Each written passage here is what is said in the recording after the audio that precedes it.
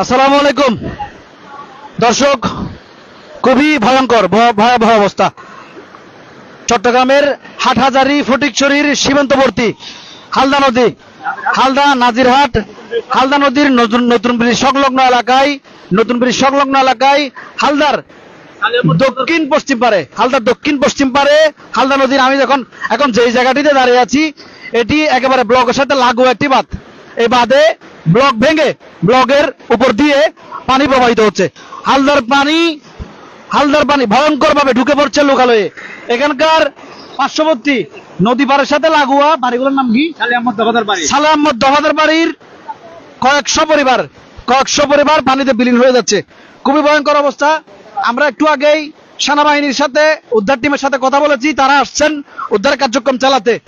দর্শক, আপনাদেরকে দেখানোর চেষ্টা করছি একবারে। ধন্যবাদ। যারা আপনারা দেখেন আসলে কি পরিস্থিতি, কি অবস্থা এই হালদা দক্ষিণ পারে, এটা একদম খুব ভয়াবহ রূপ ধারণ করেছে হালদা গাঁও। সবকিছু নিয়ে গেছে।